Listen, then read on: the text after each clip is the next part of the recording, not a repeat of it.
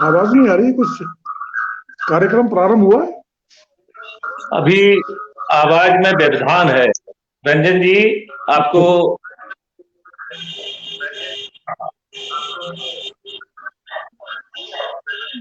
दीक्षित जी भी नहीं दिख रहे हैं, दीक्षित जी नहीं दिख रहे हैं, और रंजन, दीक्षित जी नहीं, रंजन हमारे रंजन जी आ गए। रंजन जी आ गए, तो नमस्कार। दीक्षित जी को और लाइव करिए रंजन जी। मेरा स्क्रीन पर नहीं दिखाई दे रहा लगता है।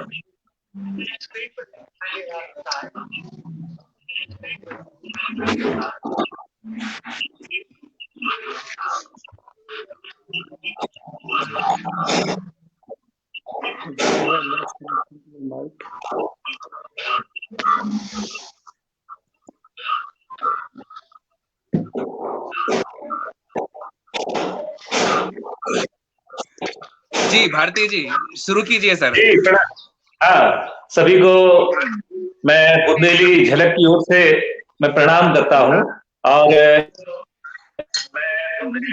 यह आंगन वर्ष का ग्रेगोरियन नया साल आप सबको मुबारक हो। और आप लोग बुंदेली झलक के पटल के माध्यम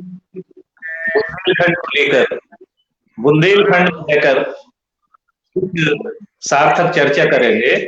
और मुझे दुष्यंत याद है, हिंदी गजल। दुष्यंत ने एक अपनी पीड़ा को अपने देश से मानकर एक बात की। मैं वहां से शुरू होता हूँ और मैं दुष्यंत को कोट करते हुए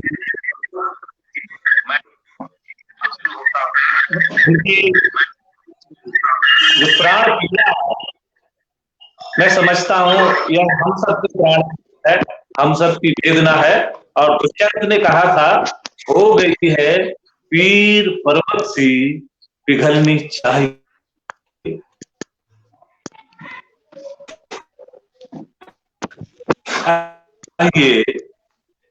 इस हिमालय से कोई गंगा निकलनी चाहिए।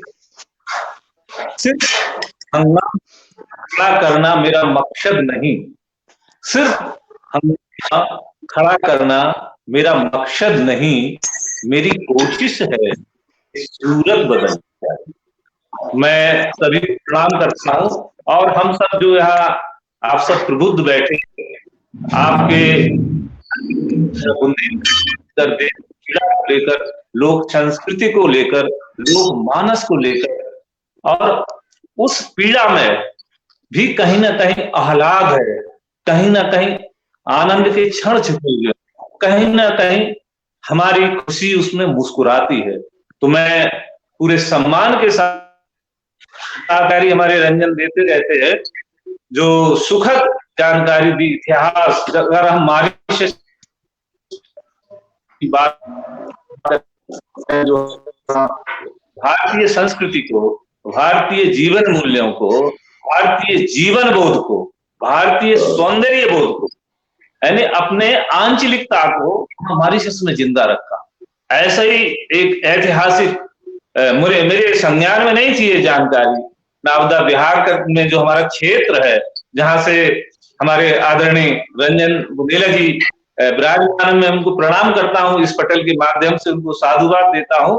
और मैं चाहता हूं कि वह उस क्षेत्र को अच्छी तरह से जीवंत किए हैं। तो बिहार में जो हमारा बुंदेलखंड में तो चर्चा कर ही रहे हैं, लेकिन जैसे मैंने मॉरिशस का उदाहरण दिया कि लोग अपनी संस्कृति को कैसे सुरक्षित रखते हुए, कैसे उसको उसमें आत्मसात किए हुए, अपनी सांस से, जैसे सांस हमारी धड़कती है इस रिदम में, उस रिदम के साथ अपने जीवन मूल्यों को, अपनी आंचलिकता को, अपनी बुंदेली को जी रहे हैं वहां बिहार में भी।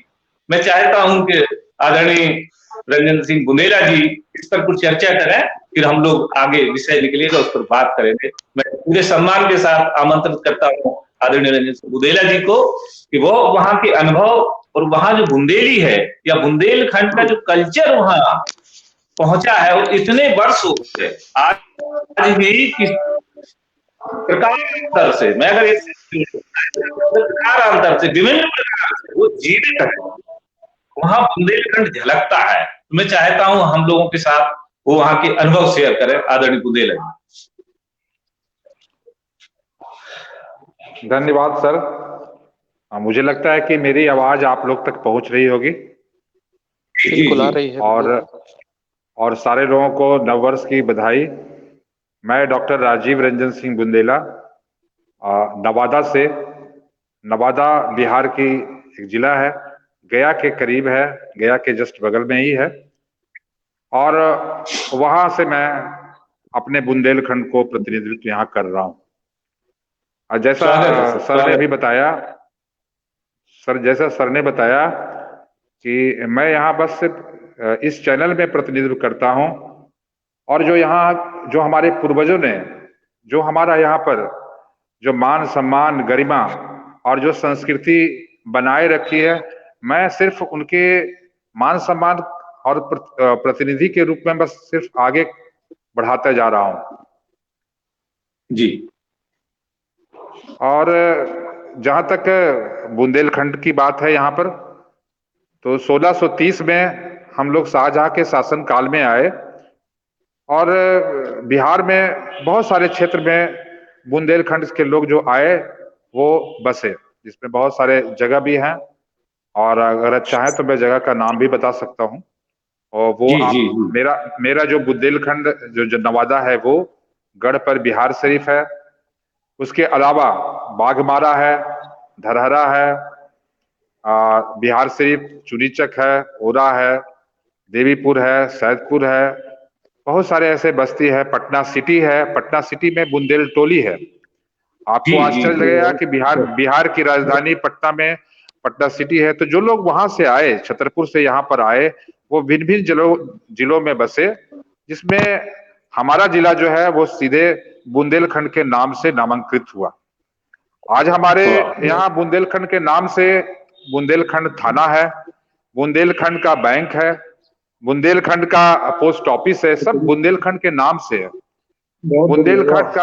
बुंदेलखंड का प्राथमिक विद्यालय है, मध्य विद्यालय है, उच्च विद्यालय है, उसके साथ साथ एटीएम है, और यहाँ तक भी कि जो बीटीएस केंद्र, जो टावर मोबाइल का लगता है, वो बीटीएस जो केंद्र है, वहाँ उस बीटीएस केंद्र से जो लोग संपर्क में आते हैं मोबाइल से, तो वहां भी बुंदेलखंड दिखता है जो संपर्क में आते हैं। तो ये बहुत बड़ी बात है। हमने बुंदेलखंड को यहाँ पर सिर्फ नाम से आगे नहीं बढ़ाया, बल्कि अपने संस्कृति से भी आगे बढ़ाया है। पूरे जिले में नवादा के बुंदेलखंड की चर्चा होती है। 350 सालों से ज्यादा हम लोग यहाँ पर नवादा में हैं, बिहार में हैं, लेकिन अपने बुंदेली बोली को, अपने बुंदेली संस्कृति को आगे बढ़ाए रखे हुए हैं। एक उदाहरण सब है जो पूरे जिले के वासी सब लोग जानते भी हैं कि हम लोग यहाँ अतिथि के सत्कार बहुत अच्छे तरीके से करते हैं। कभी आप लोग भी इस धरती पर आए तो सत्कार का मौका मिलेगा, क्योंकि ये अतिथि सत्कार का जो बात है वो नवादा पूरे जिला का, जिसके 12 प्रखंड है और कितने गांव हैं, वो नवादा को सारे लोग जानते हैं कि यहाँ अतिथि सत्कार कैसे हम लोग यहाँ पर करते हैं। तो एक मौका मुझे भी मिले कि आप लोग परिजन सब लोग आए यहाँ पर, और उसके साथ ही साथ बुंदेलखंड की जो भाषा है, जो बुंदेली हम लोग बोलते हैं, जो बुंदेली हम लोग सुनते हैं, हो सकता है कि वो वहां जो बुंदेलखंड के लोग जो बुंदेली बोलते हैं और हमारे बुंदेली में अंतर है, लेकिन वो बुंदेली लगभग मिलता जुलता है। पूरी तरह से तो नहीं हो सकता है, लेकिन अभी भी हमारे यहाँ जो होली गीत होती है वो बुंदेलखंडी में होती है। हमारे यहाँ जो महिलाएं जो शादी विवाह में जो गीत गाती हैं वो बुंदेली होती है। अभी जो बुंदेलखंड का जो हमारा कल्चर आप लोग वहां पर अपनाए हुए हैं, सारे लोग, वो हम लोग यहाँ पर अपनाए हुए हैं। तो ये सब चीज है, और हमारा सब भी हो, जन्म से लेकर के शादी विवाह से लेकर के फंक्शन से लेकर के सारे जगह पर बुंदेलखंड यहाँ पर झलकता है। चाहे वो खान पान हो, चाहे वो पहनावा उड़ावा हो। पहनावा उड़ावा तो काफी चेंज हुआ है, हमारे मलिक भाई यहाँ पर बैठे हुए हैं, उनसे चर्चा भी होती है, लेकिन कहीं न कहीं जी जी बुंदेलखंड का झलक सारे जगह पर यहाँ पर मिलता है। और जो हमारे पूर्वजों ने हमको दिया है उसको बढ़ाने में हम लोग हमेशा तत्पर रहते हैं।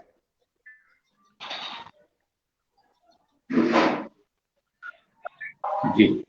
तो बुंदेला जी, मैं मेरी एक जिज्ञासा है, जिस तरह से हम लोग इधर बुंदेलखंड में, थोड़ा तो असर होगा ही, बुंदेलखंड में कुछ रीत रिवाज हैं, जैसे हमारे यहाँ बुंदेलखंड में खास तौर से श्रावण और अगहन माह के महीने में जैसे झिझिया या वो टेसू खेला जाता। क्या इस तरह के जो लोक पर्व हैं, लोक उत्सव हैं, जी किसी न किन्हीं रूप में आपके आपदा में खेले जाते हैं? इस तरह के बुंदेली जो पर्व हैं कुछ वहां मनाए जाते हैं क्या? एक्सक्लूसिव बुंदेली पर्व तो नहीं मनाते हैं, लेकिन कुछ न कुछ झलक तो मिलती ही है, पर्व में कुछ झलक मिलती है। एक्सक्लूसिव जो आपने नाम बताया, वो यहाँ पर उस तरह के पर्व हम लोग नहीं मनाते हैं। जी जी जी, बहुत सुंदर। देखिए, ये बहुत ही गौरवशाली इतिहास हमारा, और बड़े हम सबको गौरवान्वित करने वाली बातें वहां आदरणीय हमारे बुंदेला जी बता रहे हैं कि बिहार में जो हमारा बुंदेलखंड है, 12 प्रखंड है, बुंदेलखंड के नाम से एक पूरी संस्कृति वहां बसी हुई है। ये बहुत ही स्वागत तो है ही, हमारे लिए बड़ी गौरव की बात है। जो बुंदेलखंड के लोग हैं, हम सब बुंदेलखंड में रहते हैं, उनके लिए ये बहुत ही गौरव की बात है कि वहां इतने 350-400 वर्षों से पुरानी संस्कृति को दूसरे प्रांत में जाके जीवंत करना और जीना सक्षम व्यक्ति।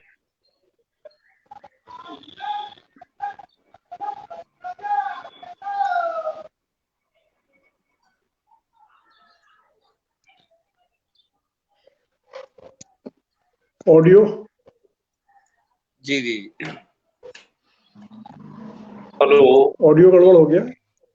जी जी जी, उनका थोड़ा सा हाँ। कनेक्शन। हाँ जी, तो मैं रंजन जी आवाज, हाँ ठीक है। हाँ, मैं जैन साहब को प्रणाम करता हूँ, और आदरणीय जैन साहब क्योंकि बुंदेलखंड से संबंधित, भोपाल में निवास है, और वह एक विधि वेत्ता है, न्याय जैसे पद पर आसीन रहे, वह एक अलग पक्ष है उनका, वह उनका अलग क्षेत्र है। लेकिन मैं समझता हूं कि उन्होंने बुंदेलखंड को, हालांकि बहुत सारे लोग सबने बुंदेलखंड को करीब से देखा है, और करीब से देखने का अर्थ है कि उसको कहीं ना कहीं अपने अंदर बसाए हैं। आदरणीय जैन साहब को मैं प्रणाम करते हुए उनसे कुछ मेरी जिज्ञासा है। आदरणीय जैन साहब मुझे सुन पा रहे हैं क्या?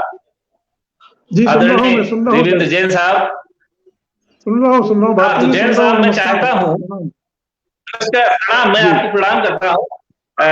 हमारे एक बहुत बड़े साहित्यकार हुए हैं, आकाशवाणी प्रयाग में वो उस समय प्रोड्यूसर हुआ करते थे, बाद में हिंदी विभाग में भी चले गए। उन्होंने एक कविता लिखी, और कविता लिखी गांव यूज कर रहे हैं, इसमें लिख के आ रहा है योर ब्राउजर है लास्ट कनेक्शन।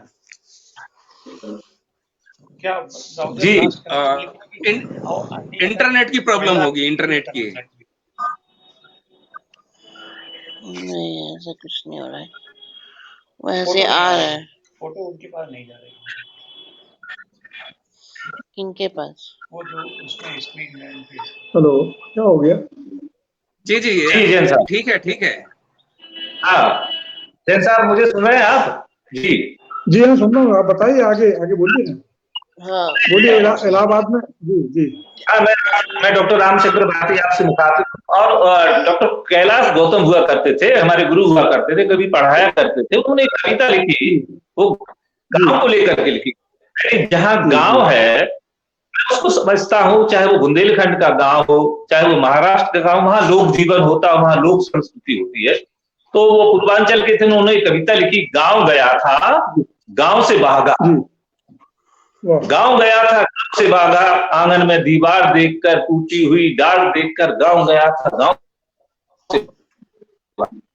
वाह। Hello hello. जी थोड़ा क्या सा हो गया? तकनीकी प्रॉब्लम है। कोई बात नहीं, आता है। उसके बावजूद भी हम आगे बढ़ेंगे। जी जी गांव पर कविता लिखी थी उन्होंने जी।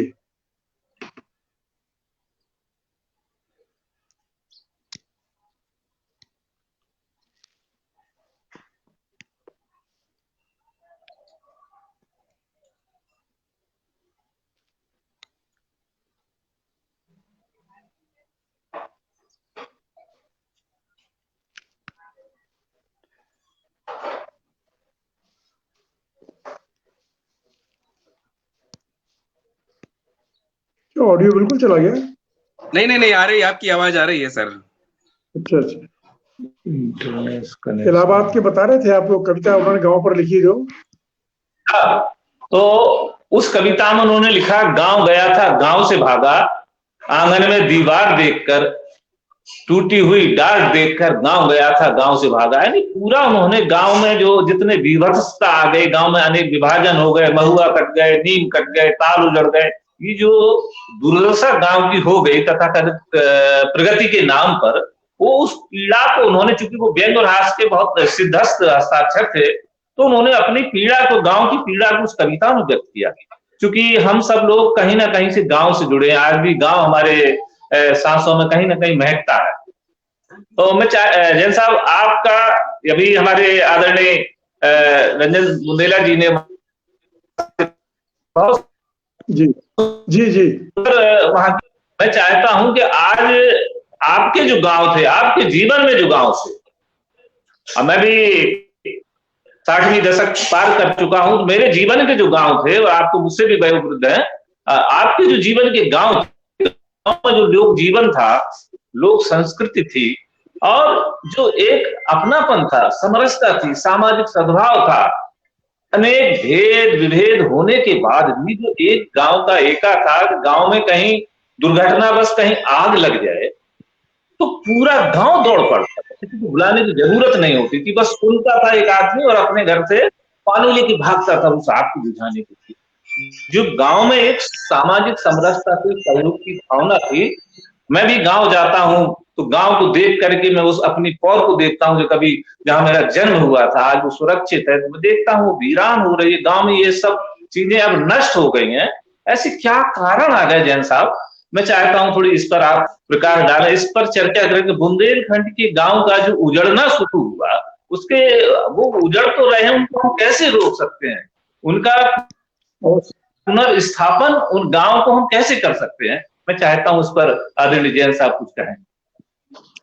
जी बहुत अच्छा विषय आपने उठाया भारती जी। प्रणाम सभी को, और सभी को नववर्ष की बहुत बहुत शुभकामनाएं।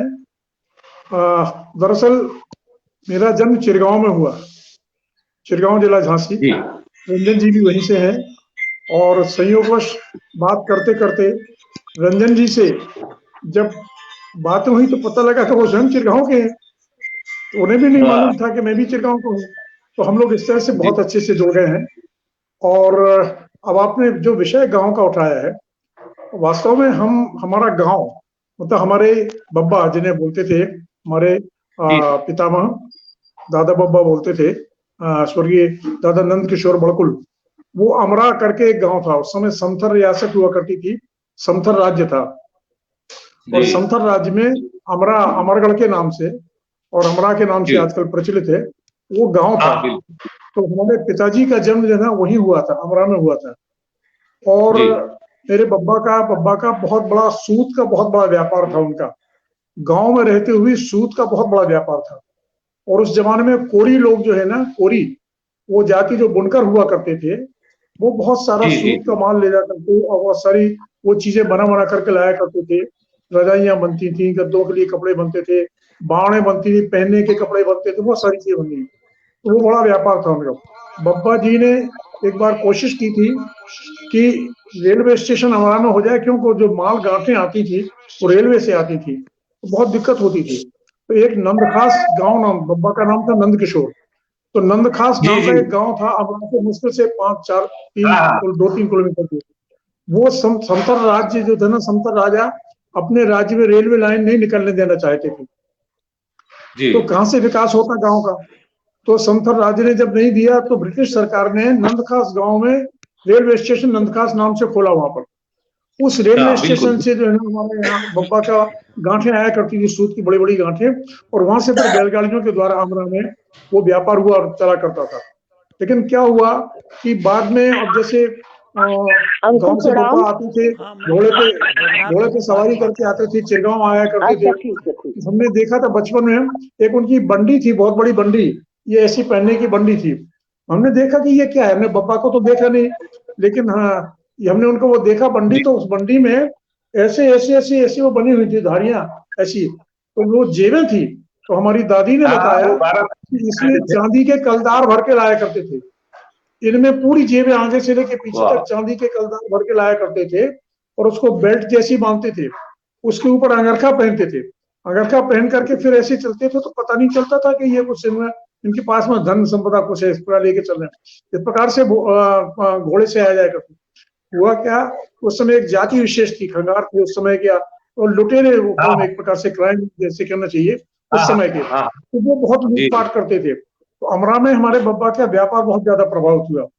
तो हमारी दादी बताती थी कि समथर महाराज से उन्होंने निवेदन किया कि महाराज जी आप रक्षा करो हम लोगों की, हम तो आपके राज्य में इस बड़े व्यापार को बढ़ा रहे हैं, आप रक्षा करो। लेकिन वो समथर राज्य जो है रक्षा नहीं कर पाया।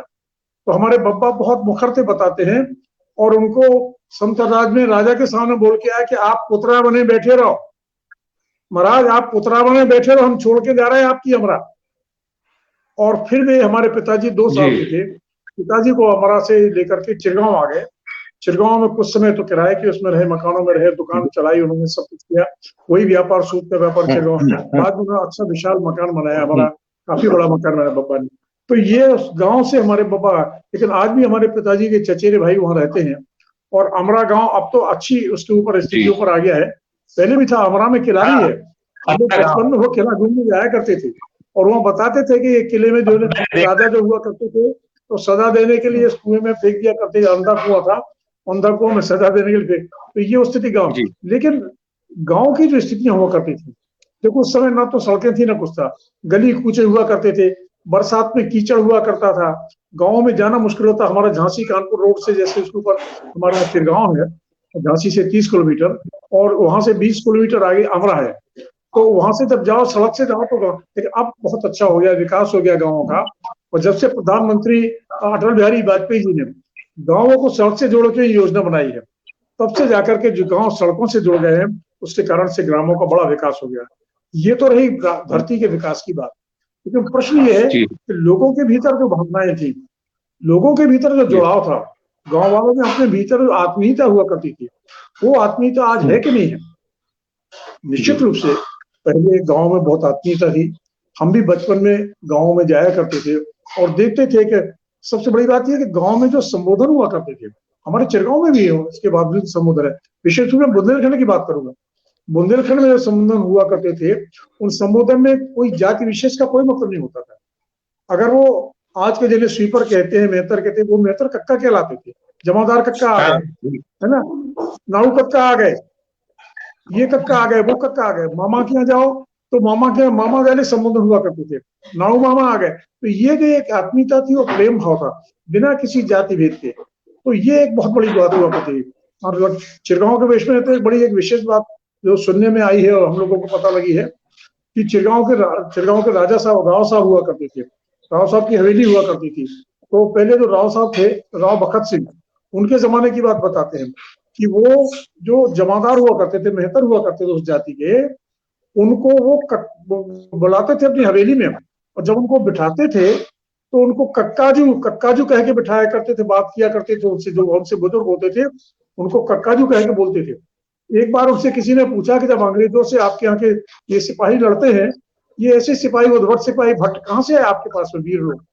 तो उसका राज उन्होंने ये बताया, ये वही कौम है, यही हमारे वीर लोग हैं, यही बुंदेले के रूप में जाकर के लड़ते हैं। और क्यों लड़ते हैं? क्योंकि हम उनको मान देते हैं, जब उनको मान देते तो वो अपने प्राण देते हैं। इस प्रकार से हमारे बुंदेलखंड की जो परंपरा रही है, वो सम्मान की परंपरा रही है, बिना किसी जाति के भेदभाव के। ये तो बातें है ना कि आगे जाकर की स्थिति बनी। बाकी गांधी जी ने हरिजन उद्धार की योजनाएं चलाई, बचपन में हम भी स्कूलों में थे और जाया करते थे, इनके मोहल्ले में जाके भोजन हो रहा है विकास योजनाओं के साथ में, विकास अधिकारियों के साथ, तो ये सब चलता रहा है। तो जैसा आपने बताया अभी भारती जी ने, तो गाँव से हम लोग जुड़े हुए हैं, जड़ें हमारी गाँव में ही है। आज हम अपने आप को क्या कहेंगे, हम चिरगांव के निवासी, क्योंकि चिरगांव में हमारा जन्म हुआ। पहले मैट्रिक तक वहां पर शिक्षा हुई, उसके बाद झांसी में जो है ना इंटरमीडिएट और ग्रेजुएशन किया, उसके बाद लखनऊ विश्वविद्यालय से LLB किया, और उसके बाद में फिर 3 साल झांसी में डिस्ट्रिक्ट जिला न्यायालय में वकालत की। 3 साल के बाद में मेरा सिलेक्शन मध्य प्रदेश में न्यायिक सेवा में सिविल जज के रूप में हो गया, और तब से सन 1966 से, फरवरी 1966 से मैं यहाँ सेवा में रहा हूँ, मध्य प्रदेश की सेवा में रहा हूँ। और अब मैं भोपाल में बसा हुआ हूँ। मुझे रिटायर हुए 20 वर्ष हो चुके हैं। मैं जून 2000 में रिटायर हुआ था। उसके बाद में 10.5 वर्ष तक मैंने और काम किया। मैं फिर से हाईकोर्ट में, फिर से फास्ट ट्रैक कोर्ट में मुझे डिस्ट्रिक्ट जज रखा, तो 4 वर्ष में करीब हरदा, होशंगाबाद, इन जिलों में जो बुंदेलखंड में ही आते हैं लगभग, उन जिलों में मतलब पदस्थ रहा। और उसके बाद में 6.5 वर्ष में मध्य प्रदेश हाउसिंग बोर्ड में यहाँ पर chief legal adviser, chief vigilance officer रहा। तो ये मेरा भोपाल से जुड़ाव हो गया और भोपाल में बस गया। तो मैं चिरगांव निवासी, भोपाल प्रवासी कहलाऊंगा। जैसे हमारे भाई बुंदेला जी ने बताया अभी, वहां से नवादा कौन ने बताया, ये हमारे राजदूत हैं। ये इनके पुरखे जो थे ना, वो हमारे बुंदेलखंड के राजदूत थे। बुंदेलखंड क्या है, बुंदेलखंड एक प्रकार से कहा जाए तो एक देश था। आज हम कहीं विदेश में जाते हैं तो विदेश में जाके कहीं देखे तो चाइनीज लोग जहाँ बसते वो चाइना टाउन कहलाता है। जहां भी आप जाइए चाइना बाजार कहलाएगा। तो ये बुंदेलखंड को उन्होंने लेकर के, उनके पुरखों ने जो नवादा में जाकर के बसाया बुंदेलखंड को। आज कितनी बड़ी बात हम लोगों को इस माध्यम से जोड़ने से पता चली कि नवादा में बुंदेलखंड है। बुंदेलखंड थाना उन्होंने दिखाया, फोटो डाला, नवादा में जिला है। बुंदेलखंड कहाँ नहीं है। तो मतलब ये है कि बुंदेलखंड हमारे प्राणों में बसा हुआ है, और हम जहाँ बसे हुए हैं वो हमारा बुंदेलखंड है। और गांव से जुड़ने वाली आपने कही है, आज गांव का विकास हो गया है, गांव में सड़कें हो गई है, बिजली हो गई है, पानी की सुविधाएं हो गई है। लेकिन वो जो आत्मीयता की बातें हुआ करती है, उसका क्या है कि अब जैसे जैसे विकास होता जाता है, आदमी विकास के पथ पर बढ़ता जाता है, उसके स्वार्थों की संकीर्णता बढ़ती रह जाती है।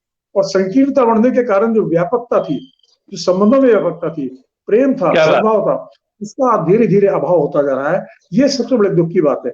लेकिन ये है कि आज हम जहां भी हैं वहां बुंदेलखंडी है, बुंदेलखंड के।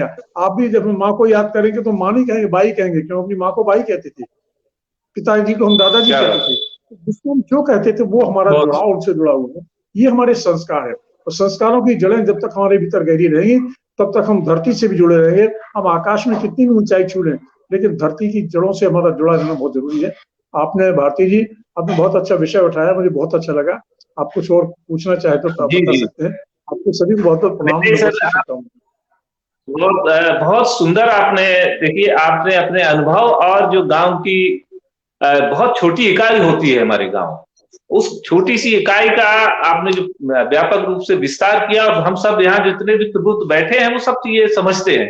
तो वास्तव में जो विकास हुआ, आपने बहुत महत्वपूर्ण बात रखी है कि विकास के साथ हमारे जीवन में व्यक्ति बहुत संकीर्ण हो गया। ये संकीर्णता ने जो आपसी भाईचारा था, आपसी समरसता थी, उसको कम किया है। बहुत सुंदर आदरणीय जैन साहब, मैं आपको प्रणाम करता हूं। बहुत अनुभव आपने हम लोगों के इस मंच से शेयर कर रहे हैं, और मैं आगे चर्चा को ले जाता हूं। मैं इसी बिंदु पर रहूंगा। मेरे बीच में रंगकर्मी हैं, व्यवसाय भी हैं, हम सबके बहुत ही उत्कृष्ट कलाकार हैं आदरणीय मलिक भैया, मलिक सिंह बुंदेला जी को मैं चाहता हूं कि वो इस पटल पर अपनी, वो बुंदेलखंड के हमारे प्रतिनिधि भी, वो अलग उनका क्षेत्र रंगकर्म का एक क्षेत्र है, दूसरा एक रूप उनका व्यवसाय का है, व्यापार भी देखते हैं, और उन्होंने भी बुंदेलखंड को बहुत करीब से देखा है। और यहाँ जो प्रबुद्ध आप सब विद्वान और सब बैठे हुए हैं, उन सबके अंदर ये निश्चित रूप से पीड़ा है कि हमारे बुंदेलखंड का जो गौरवशाली अतीत है पुनर्प्रतिष्ठित हो, वो वापस कैसे आए। ये कुछ मुद्दे हैं कि हम अपने अतीत का यशोगान ही नहीं करेंगे, उस अतीत से प्रेरणा लेकर हमारा जो वर्तमान का बुंदेलखंड है, वर्तमान के बुंदेलखंड में अनेक विभीषिकाएं हैं, अनेक वंजर हैं, अनेक ऊर्चर है, पानी की समस्याएं हैं, चाहे वो साहित्य का क्षेत्र हो, चाहे वो संगीत किसी भी ललित कला का क्षेत्र हो, व्यवसाय का क्षेत्र हो, बुंदेलखंड में असीम संभावना है।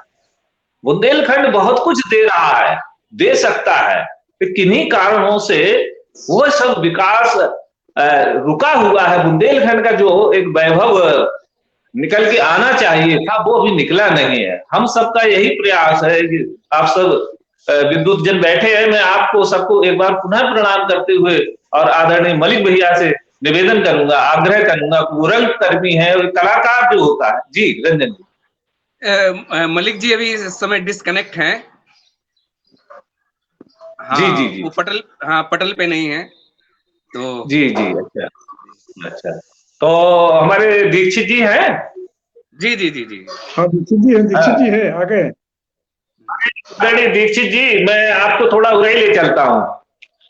अब मेरे बड़े भाई को कहता था संतोष दीक्षित जी कीर्ति से मैं बड़े श्रद्धा के साथ एक साहित्यकार, क्योंकि मैं साहित्यकार बरादरी का आदमी हूं तो अपने भाई को कैसे विस्मरण करता हूं। उनके श्री चरणों में प्रणाम करते हुए आपको भी बारंबार प्रणाम करता हूं, नमस्कार करता हूं, आपसे आशीर्वाद की मंगल कामना करता हूं।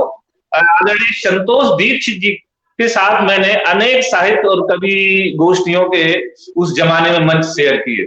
जब मैं 80 से लेके 96 तक पूरे जालौन रहा तो उनका स्नेह सानिध्य सुशीला वो हुआ करती थी, और अपने परमात्मा शरण शुक्ल गीतेश, एकदत्त त्रिपाठी, ये जो उरई की हस्तियां हैं उस जमाने, डॉक्टर राम स्वरूप खरे वो मेरे गुरु रहे। तो चूंकि संतोष दीक्षित से आप जुड़े हैं, क्योंकि आप हमीरपुर से हैं, भले ही आज आप दिल्ली और गाजियाबाद में हैं, तो दीक्षित जी का बहुत और प्रशासनिक क्षेत्र में भी रहे आप, दुनिया का काम आपने देखा है। मैं चाहता हूं कि आप हमारा जो बुंदेलखंड है, उरई जालौन झांसी और ये सागर से लेके बुंदेलखंड है, इसके बारे में आपकी क्या राय है सर? ये कैसे और समृद्ध हो सकता है? कुछ अपनी पीड़ाएं व्यक्त करिए। जब तक आपकी पीड़ाएं हम नहीं सुनेंगे तब तक हम लोग कुछ कर ही नहीं पाएंगे, क्योंकि आप सब वरिष्ठ लोग हैं। आप अपनी पीड़ाएं और उस पीड़ा का हम क्या उपचार कर सकते हैं, उसमें क्या हम जोड़ सकते हैं, आदरणीय दीक्षित जी को प्रणाम करते हुए मैं चाहता हूं। और मैं आपको कहने से पहले मुझे कुछ याद आ गया, संतोष जी को समर्पित कर रहा हूं। ये 4 पंक्तियां मेरे सबके काम की हैं, ये मेरा एक तरह से ध्येय वाक्य है। जैसे भी हो इन हादसों को टाला जाए, जैसे भी हो इन हादसों को टाला जाए, आज के हैं पत्थर न उछाला जाए। जैसे भी हो इन हादसों को टाला जाए, घर कांच के हैं पत्थर न उछाला जाए। बहुत जी लिए फूलों के आगोश में हम, बहुत जी लिए फूलों के आगोश में हम, अब किसी पांव से कांटा निकाला जाए।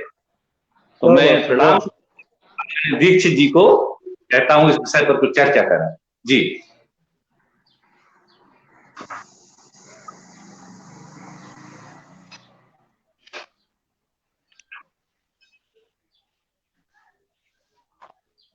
आवाज ऑडियो फुल करो। बताओ कहाँ से? चिरगांव का रंजन है ना, वो चिरगांव का लड़का रंजन दिल्ली में, मुंबई में, उसने बुंदेली जब से जोड़ा। आज ये वेबिनार चल रही है, वो नवादा बिहार से जो है वो जुड़े हुए हैं। पहले नवादा बिहार, गुनावा नवादा, और बुंदेलखंड जिला है, थाना है भाई, बैंक है बुंदेलखंड के नाम से, सब कुछ है। त्योहार मनाते बुंदेली त्योहार, बुंदेली भाषा में बोली थोड़ी बदल जाती है, नेचुरली थोड़ा सा लहजा बदल जाता है ना जी।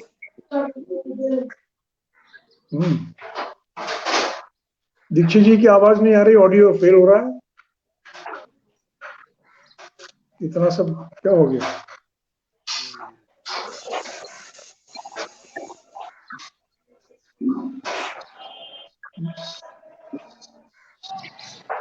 उनका माइक बंद है सर, दीक्षित जी का माइक बंद है। अरे माइक चालू करिए दीक्षित जी। हाँ हो गया स्टार्ट हो गया। आजकल लखनऊ में रहते हैं, नहीं गाजियाबाद। नहीं चालू हुआ, ये नहीं हुआ चालू। देखो कुछ जुड़ गया, खुल गया, अपने से काम आ गया। इसके लिए बढ़िया काम का है अपने ये टैबलेट, उसमें भी आ रहा था लेकिन उसको हमने बंद कर दी उसकी आवाज।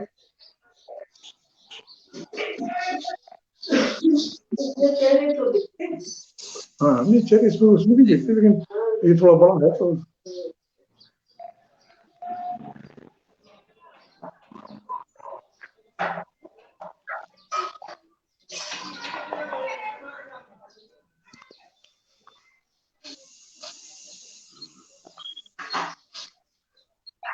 लगता है कुछ तकनीकी प्रॉब्लम है दीक्षित जी की। जी जी जी जी, वो कनेक्ट नहीं हो पा रहे हैं। हाँ। और मेरे एक श्रोता मित्र और बुंदेलखंड के प्रेमी ने एक टिप्पणी की है, मैं उनकी टिप्पणी का स्वागत करता हूं। और बुंदेलखंड से आशा है, हमारा जितना भी बृहद बुंदेलखंड है, जो हमारा प्राचीन बुंदेलखंड है, जिसमें एक जमाने में 34 जिले हुआ करते थे शासन की ओर से, वहां से लेके करली और चित्रकूट और ये पन्ना, छतरपुर सागर और दतिया, ये वो वही हमारा प्राचीन बृहद बुंदेलखंड है। मैंने कुछ नाम अगल बगल के जिलों के इसलिए ले दिए कि हमारे दीक्षित जी का जुड़ाव हमीरपुर और झांसी, जालौन, उरई से रहा। ये सब प्रवेश द्वार है, जालौन तो बुंदेलखंड का प्रवेश द्वार है और वहां तक बहुत बृहद है हमारा बुंदेलखंड। तो दीक्षित जी हमसे नहीं कनेक्ट हो पा रहे हैं। रंजन जी, क्या मलिक साहब आ गए हैं? नहीं मलिक साहब नहीं, रावत जी हैं, रावत जी।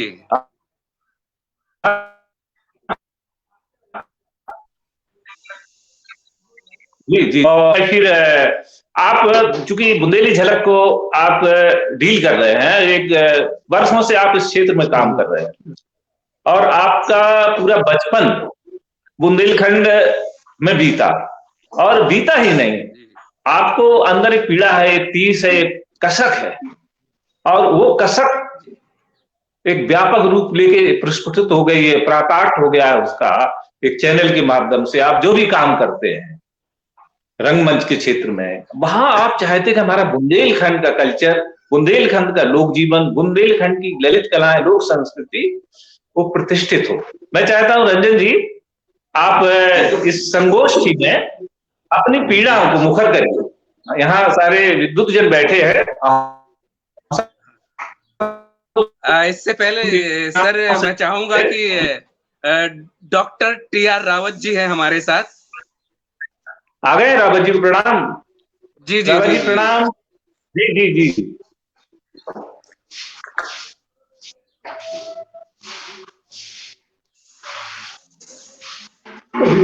दूध जलेबी खा रहे थे ना उस समय, उसमें भी देख रहा था कब ये हमारी फोटो मगली भी बार बार माइक ऑफ हो जाता है। क्या करें, टाइम ऐसे हो।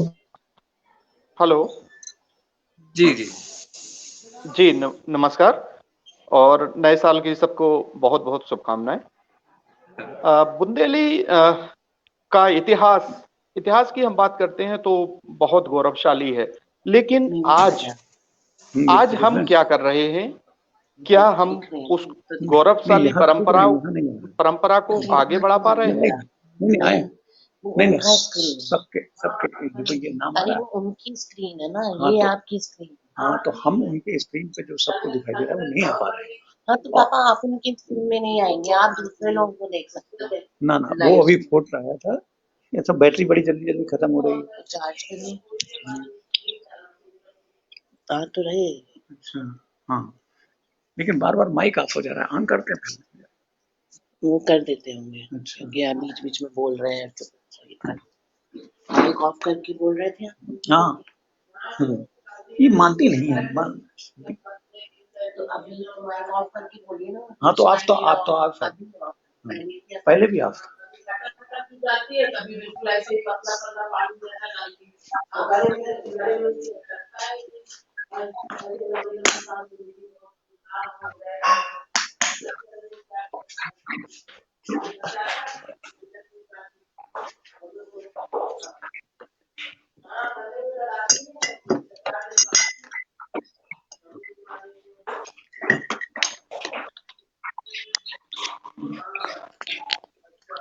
रावत जी जी नमस्कार।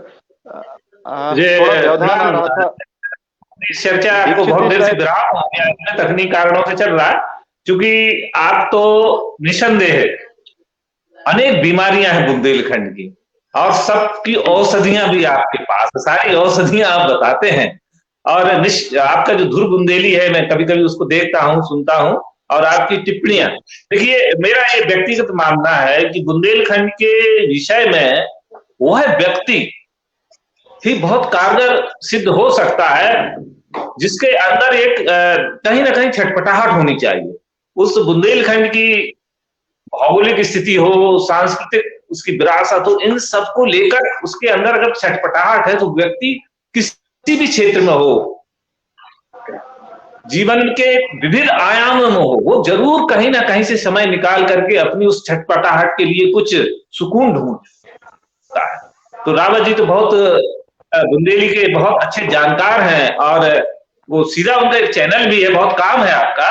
मैं आपको प्रणाम करते हुए आदरणीय रावत जी से, टीकाराम जी रावत जी को प्रणाम करते हुए मैं चाहता हूँ आप अपने अनुभव शेयर करो। हम लोग जो काम कर रहे हैं, सब मिलकर के काम कर रहे हैं, रंजन जी का जो प्रयास है वो फलित हो, पल्लवित हो, पुष्पित हो, फलित हो, उसमें हम सब लोग कैसे क्या कर सकते हैं, मैं चाहता हूं इसको आप थोड़ा सा इस पर डालिए, आदरणीय रावत जी। सर, जो आज सबसे बड़ी दिक्कत हम लोगों के सामने है, एक तो हम अपनी संस्कृति को उतना महत्व नहीं दे रहे हैं शायद, या हमारे अंतर्मन में कहीं ना कहीं कुंठा है, या हम उपेक्षित अपने आप को महसूस करते हैं, कुछ कमतर महसूस करते हैं, जिसके कारण हम अपनी संस्कृति को अपनाने में थोड़ा संकोच करते हैं या प्रदर्शित करने में संकोच करते हैं। आज आप छठ पूजा को देखते हैं, पूरे भारत में हो गई है और विश्व में भी फैल रही है, क्योंकि वो लोग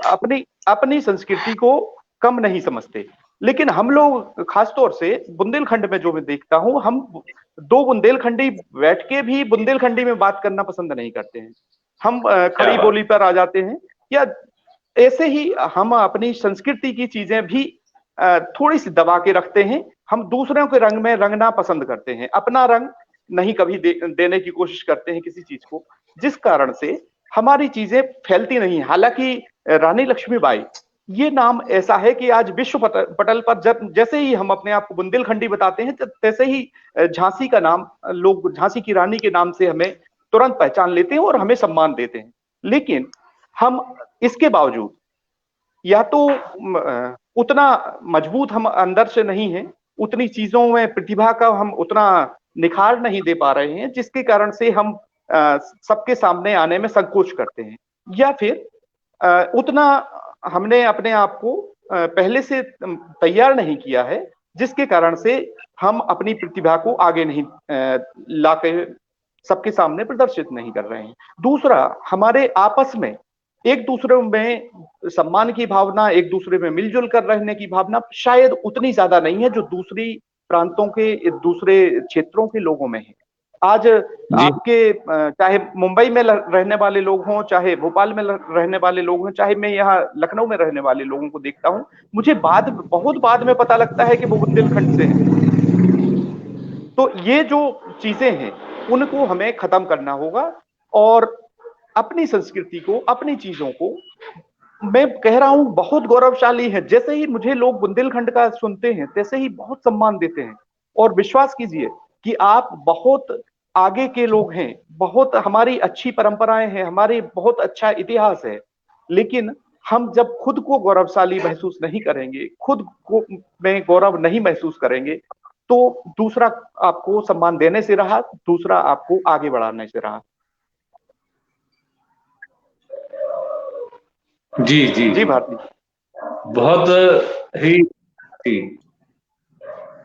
बहुत ही महत्वपूर्ण बात आदरणीय रावत जी ने रखी है कि वास्तव में कि आज हमने जो हमारी सांस्कृतिक परंपराएं हैं उनका भी हमने राजनीतिकरण कर दिया है। मैं यहाँ झांसी का केंद्र में रहता हूँ, और हमारे यहाँ अनेक ग्रुप है, बुंदेली में काम करने वाले लोग हैं, लेकिन एक दल दूसरे दल को ठीक प्रकार से सम्मान नहीं देना चाहता, एक विद्वान दूसरे विद्वान की ठीक प्रकार से समायोजन नहीं करना चाहता, अपनी कल्चर को एक दूसरे के जो काम लोग कर रहे हैं, काम सभी बुंदेलखंड का कर रहे हैं, लेकिन वो जो एक सामूहिकता का प्रयास, सामूहिक सम्मान की बात और एक जो सामाजिक समरसता जैसी, यानी एक भाईचारा जैसे सद्भाव हो, एक दूसरे से कनेक्ट होकर के, आज मान लीजिए बुंदेलखंड नाट्य अकादमी ने एक प्रस्तुति की, हम सहयोगी हैं तो हम उनके साथ बैठे उनका सहयोग कर सकते हैं ना, हम नीचे मंच पर बैठ के उतनी आलोचनाएं करते हैं,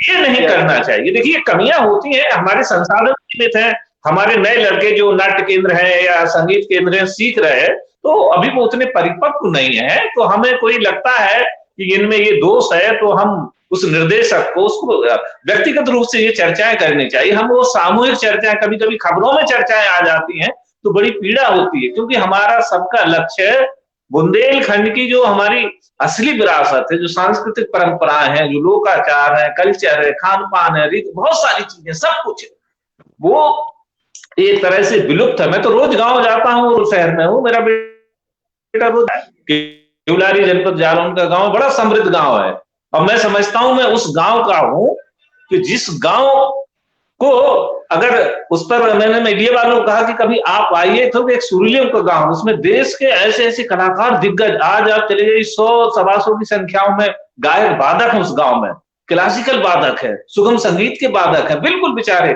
शाम को खेत से लौटते हैं और रात में जिस समय हारमोनियम उठाते हैं, जिस समय सापासा खोलते हैं तो कान राग यमन और देश राग कान झन्ना जाते हैं। ऐसे लोग पड़े हुए अनेक गांव हो सकते हो।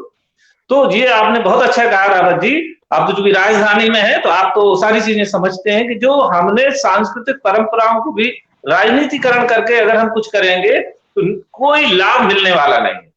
हमें संस्कृति को संस्कृत बनके ही, सुसंस्कृत बनके ही काम करना पड़ेगा, मिलजुल के, तभी हम इस रंजन जी जैसे लोग जो काम कर रहे हैं, अकेले अपना एक बार मुंबई में रहकर, महाराष्ट्र में रहकर, इतनी दूर रहकर बुंदेलखंड को जीवंत बनाने का प्रयास करते हैं, ये सफल होंगे। निश्चित रूप से देर लगेगा।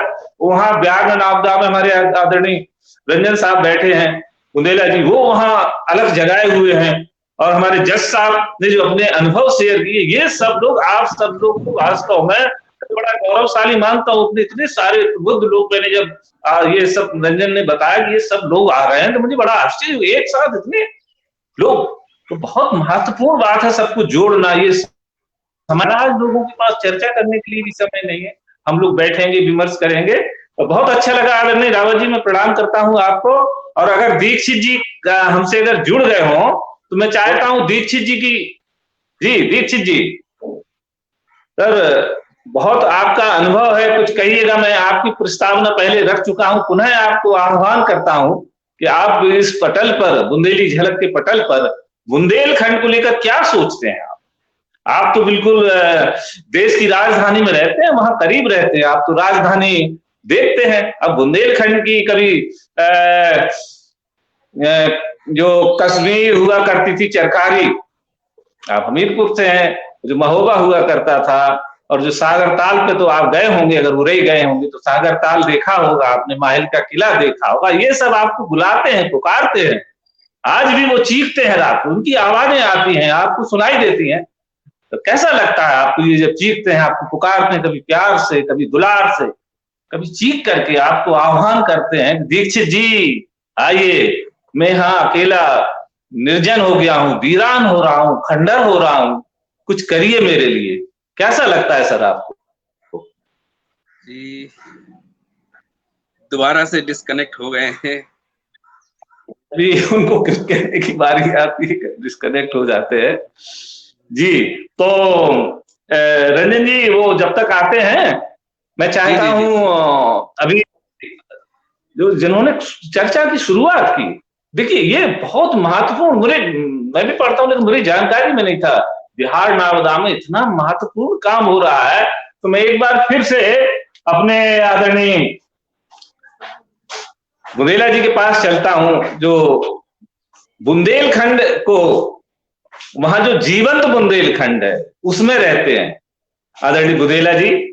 आर सिंह जी को मैं एक बार फिर से प्रणाम करते हुए, सब कुछ बताइए और बताइए, बहुत अच्छा लगा हम लोगों को थोड़ा और शेयर कीजिएगा वहां की परंपराएं, वहां के लोकाचार, वहां जैसे मैं एक और मेरी जिज्ञासा आ गई है, गांव होगा तो गांव में जैसे अब तो प्राय हर जगह स्वास्थ्य केंद्र है, बच्चा हमारे यहाँ जब गांव में पैदा होता तो घर में ही प्रसूति का गृह बन जाता, शोर बन जाती थी और वो सब क्रियाक्रम अब नहीं होता होगा, लेकिन कुछ लोकाचार होते होंगे, कुछ लोग मंगल हो, जन्म के गीत गाए जाते होंगे, बधाई के गीत गाए जाते होंगे, चरुआ रखा जाता होगा, बच्चे का नामकरण संस्कार होगा, कुछ ऐसा उधर आपकी तरफ बुंदेलखंड जो है आपका भाषा बोली में परहेज हो सकता है थोड़ा सा, देखो उस तरह भी क्या इस तरह से होता है, छठी बच्चे की पूछती है, बच्चे को आज रक्कस पूजना है या उसके कंगन बांधना है या उसके रक्कस बाबा का धागा बांधना, ऐसा कुछ उधर ही आपके यहाँ होता है क्या?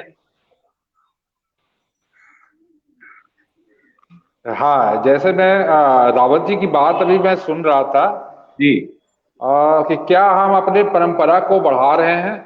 हाँ, मेरा जवाब है कि हाँ, हम परंपरा को बढ़ा रहे हैं। जी जी। नवादा जिले में बुंदेलखंड का जो परंपरा है ये तो यूनिक है, क्योंकि अगर हम बुंदेलखंड की बात करें तो नवादा जिले के लोग और पूरे बिहार के लोग ये सोचते हैं कि ये बुंदेलखंड यहाँ कैसे, ये तो बुंदेलखंड वही है जहाँ झांसी है, ओरछा है, दतिया है, टीकमगढ़ है, ललितपुर है, छतरपुर है और जितना भी इलाका हमने नाम हुआ, मैंने भी झांसी, हमारा भी वैवाहिक संबंध झांसी में, ओरछा में, दतिया में, टीकमगढ़ में अभी भी हमने बना रखा है। वहां पर गया से एक चंबल एक्सप्रेस चलती है और आपको भी आश्चर्य लगेगा कि यहाँ के लोग जब जाते हैं तो उस गाड़ी का ज्यादा लोग इस्तेमाल करते हैं।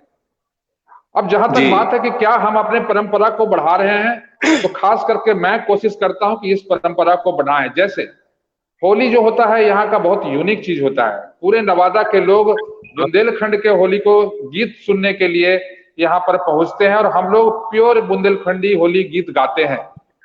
आपको आश्चर्य ये भी लगेगा कि बुंदेलखंड होली गीत जहां पर हम लोग गाते हैं तो पूरे प्रशासन के लोग, प्रशासनिक पदाधिकारी सब इसको काफी एंजॉय करते हैं। उसके बहुत सारे रिकॉर्डिंग भी हमारे पास में है, जिसमें हमारे पूरे प्रशासन के अधिकारी लोग, जितने भी सीनियर ऑफिसर हैं, पुलिस प्रशासनिक पदाधिकारी हैं, सिविल के लोग हैं, वो हमारे होली गीत को एंजॉय करते हैं। और हमारी होली गीत जब हम लोग बजाते हैं, ढोलक बजाते हैं, बुंदेलखंडी में होली गीत गाते हैं, तो पूरा इलाका, चाहे वो हिंदू बाहुल्य हो चाहे मुस्लिम बाहुल्य हो, हम लोग मुस्लिम के भाई लोग भी अगल बगल हैं, तो वो लोग भी इसको एंजॉय करते हैं। ये भी आपको जानकर सुखद संजोग लगेगा। उसके साथ ही साथ क्या हम लोग बुंदेलखंडी बोलते हैं? हाँ, नवादा में बुंदेलखंड में लोग आपस में हम लोग पूरी तरह से बुंदेलखंडी ही बोलते हैं। जो हमारे परिवार के सदस्य हैं सब लोग एक दूसरे से बुंदेलखंडी बोलते हैं, भले बाहर वो इंग्लिश में बोले, हिंदी में बोले, भोजपुरी में बोले, जैसे भी बोले, लेकिन घर के सदस्य चाहे वो महिलाएं हों चाहे हम पुरुष हों, जब भी बोलते हैं तो बुंदेलखंडी बोलते हैं। कहाँ जा रहे हो, क्या कर रहे हो, मोड़ा मोड़ा मोड़ी, का करत हो, का खात हो, तुम्हें जाने हैं कि नहीं, इस तरह के लैंग्वेज फ्रिक्वेंटली, मतलब पूरे दिन भर बुंदेलखंडी शब्द को इस्तेमाल करते हैं। और आपने भी पूछा कि बच्चे की जन्म के जो चरुआ जो होता है, तो चरुआ भी हमारे इधर आता है। आपको भी आश्चर्य लगेगा कि चरुआ स्टिल यहाँ प्रिवेलेंट है, चरुआ भी इधर आता है। और वैसे जो भी नामकरण संस्कार हो, वो सब जो भी फंक्शन होते हैं वो सब भी होता है। अभी मैंने देख रहा था आपके चैनल में ही, शायद रावत जी के चैनल में, कि एक बांस का खपचा था और जिसको बोलते हैं टेपारा, तो हमारे यहाँ भी स्टिल हमारे भी टेपारा है। आपको आश्चर्य लगेगा कि टेपारा हम लोग भी है, जबकि जो बुंदेलखंड जिसकी बात आप लोग कर रहे हैं, हम लोग गांव में नहीं, हम लोग बिल्कुल टाउन में है, लेकिन जो एरिया है उसमें वो सब सारा गांव की संस्कृति आपको देखने को मिलेगी। और गांव का लैंग्वेज, गांव का कल्चर, वो जो आप बोलते हैं टेपारा, उसको देख करके मैं बहुत ही वो लगा कि चलिए कम से कम फोटो बहुत दिन से देखा। हमारे बच्चे लोग शायद इसको नहीं जानते हैं, लेकिन बच्चे को बताऊंगा कि वो टेपारा क्या होता है। मैंने इसको देखा है कि वो टेपारा का यूज कैसे करते हैं हम लोग, ये चरुआ धराना, ये सब हमने इसको लाइव देखा है। तो अगर हम लोग अपने संस्कृति को बढ़ाना चाहते हैं तो अपने लैंग्वेज को भी बढ़ाएंगे, और हमें कोई भी किसी तरह की शर्म नहीं है बात करने में। जब भी हम लोग आपस में बात करते हैं तो लोग देखते हैं कि अरे इसकी लैंग्वेज डिफरेंट है, क्योंकि यहाँ तो भोजपुरी चलती है, मगही चलती है ना, इस तरह के लैंग्वेज यहाँ पर चलते हैं। लेकिन जब लोग बात करते हैं तो वो लोग इसको सोचते हैं कि अरे क्या बात कर रहे हैं। जो नवादा के पुराने लोग हैं वो सब जानते हैं इस बात को कि ये बुंदेलखंड के लोग हैं। करीब 300 साढ़े 3 सालों से रह रहे हैं यहाँ, 350 सालों 100 सालों से। तो इनका अपना लैंग्वेज है, कल्चर है, वो रिस्पेक्ट की भावना से देखते हैं। और जब हम लोग बाहर जाते हैं और बुंदेलखंडी में बोलते हैं तो वो लोग भी कहते हैं कि अरे कौन सी भाषा बोल रहे हैं। हालांकि आजकल टीवी सीरियल भी बहुत सारे ऐसे आए हैं जिसमें बुंदेलखंडी शब्द का इस्तेमाल किया गया, तो वो उससे रिलेट करते हैं कि ये शायद ब्रज भाषा बोल रहे हों। लेकिन बुंदेलखंडी तो बुंदेलखंडी है, मीठी मीठी बोली है, हमसे जुड़ी हुई है, हमारे मिट्टी से जुड़ी हुई है, तो इसको हम लोग अछूते नहीं रख सकते। और कल्चर की बात है तो आप जैसे बता रहे हैं हम कि विजयदशमी मतलब दशहरा के त्योहार होते हैं, तो हमारे यहाँ पर हम लोग भी लाला हरदौल की पीठिका बना रखा है। लाला हरदौल की यहाँ पर हम लोग पूछते हैं, चाहे वो शादी का टाइम हो, चाहे वो गंगा दशहरा का समय हो या दशहरा का समय हो, हम लोग उनको पूछते हैं। इवन की उनकी जो पीठिका बनाई हुई है वो सब लोग जब जाते हैं सब लोग पूछते हैं कि तुमको बताया जाता है कि ये विवाह के देवता हैं, हमारे पूजनीय हैं। हम लोग जब विवाह करते हैं, कोई भी उस तरह की शुभ काम बात करते हैं, तो उनके पास उनको कार्ड देते हैं, इनवाइट करते हैं कि आप आए और हमारे कार्यों को संपन्न करें।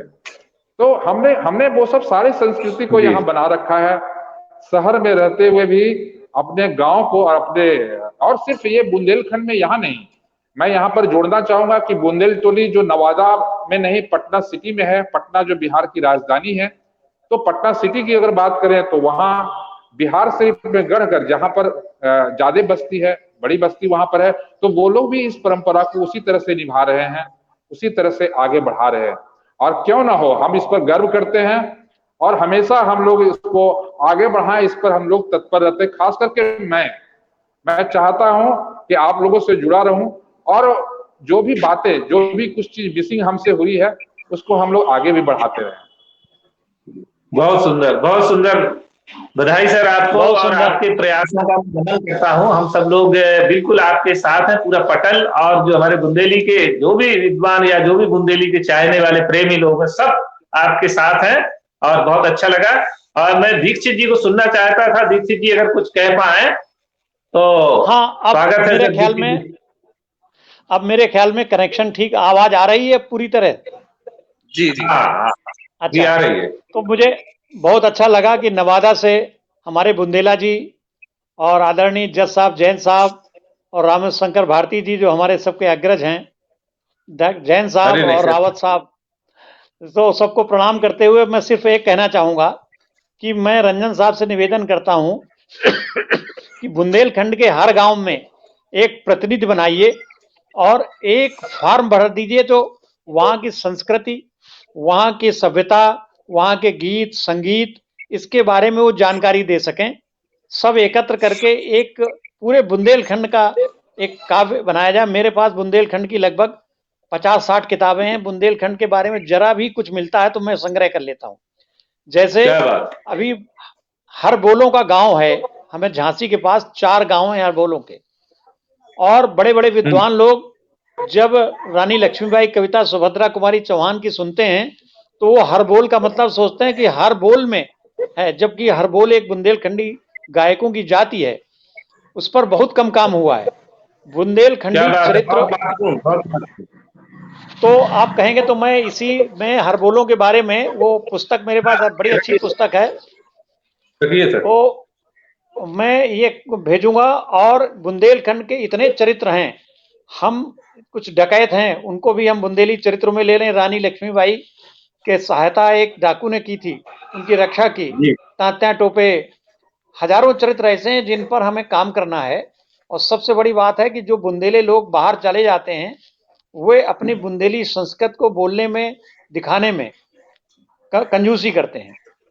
अगर वो कंजूसी ना करें, जो बाहर लोग बैठे हुए हैं आर्थिक रूप से संपन्न हैं, वो धन से सेवा करें, और जो लोग गांव में बैठे हुए हैं वो श्रमदान करें।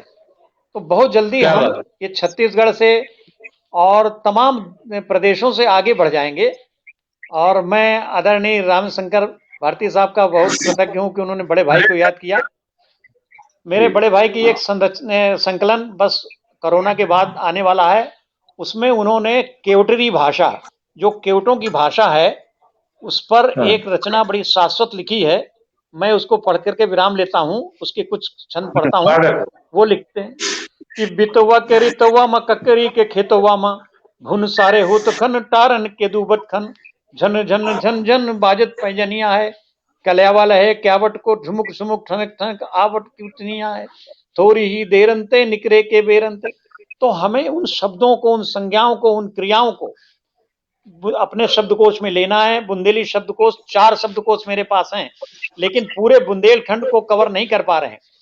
बुंदेली भाषा इतनी रिच है कि राठ में एक सम्मेलन हुआ था, उसमें कहा था कि कपड़े के भीगने से कपड़े को सूखने तक बुंदेली में 24 क्रियाएं हैं, गदमसा, ठठरना, लेकिन अंग्रेजी में सिर्फ एक है, ड्राई और वेट।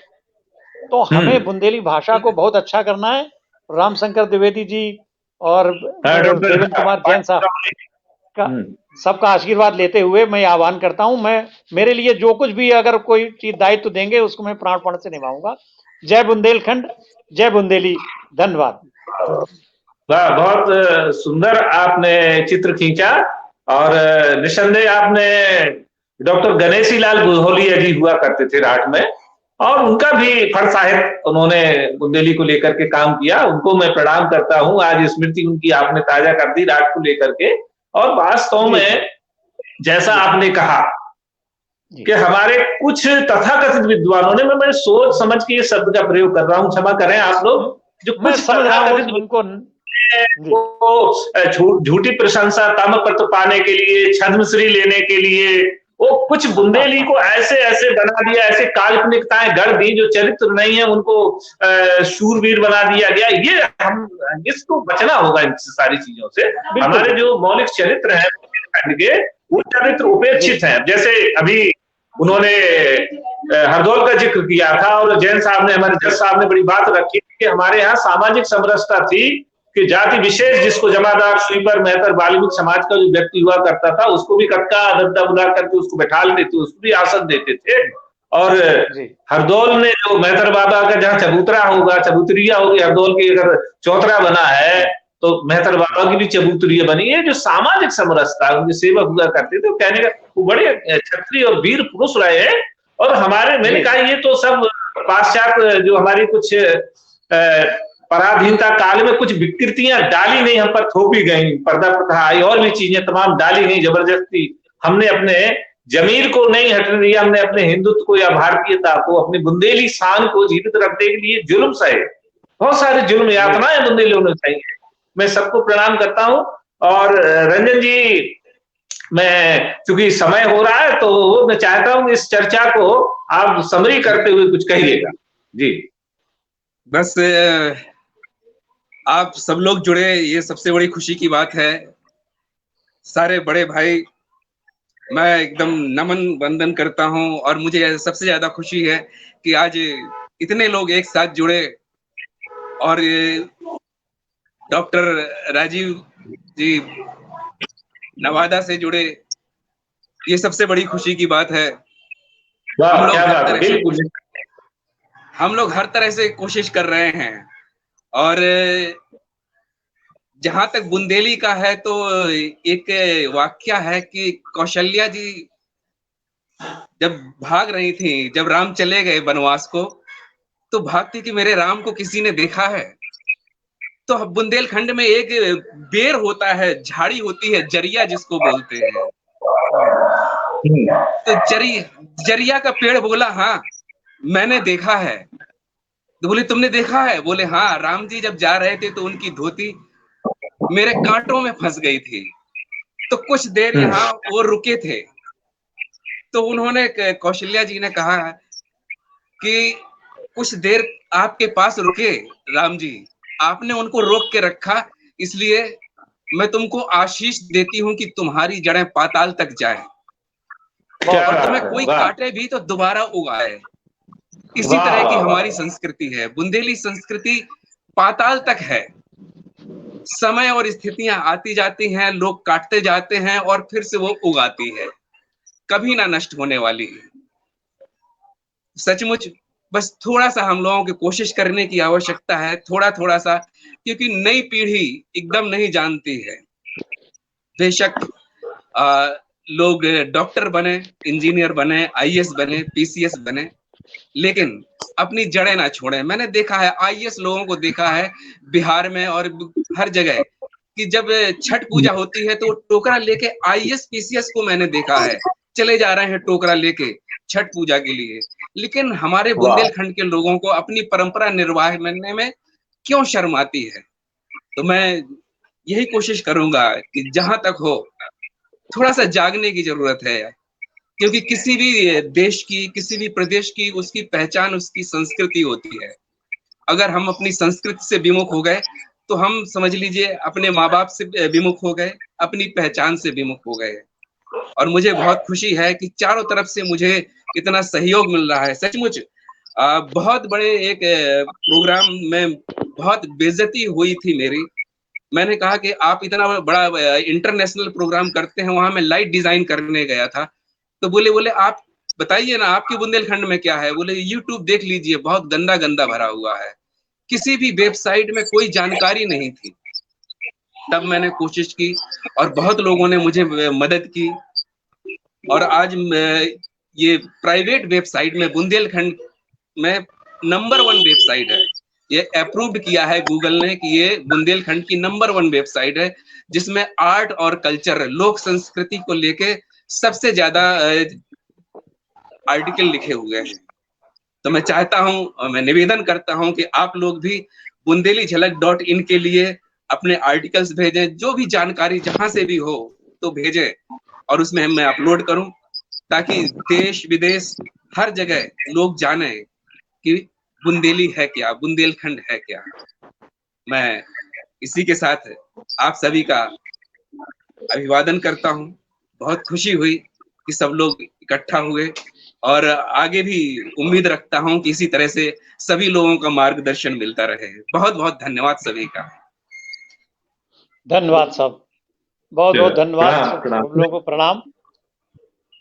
और इसको फिर करिए, एक अगले महीने जरूर, फरवरी में एक गोष्ठी और करिए रंजन साहब। जी जी जी, बिल्कुल बिल्कुल बिल्कुल। मैं तो अभी बीच में हर हफ्ते करता था, पर डे करता था, लेकिन अब ये शुरुआत हो गई है। सैटरडे संडे में हमेशा करूंगा, कंटिन्यू रहेगा सैटरडे संडे, चाहे जैसी कोशिश रहे मेरी, पूरी कोशिश में हूँ। अभी मेरा एक नया लैपटॉप आने वाला है, बस उसके बाद तो सारी समस्या खत्म हो जाएंगी, और फिर मैं हर सैटरडे संडे बिल्कुल करूंगा। आप लोगों का आशीर्वाद इसी तरह बना रहे।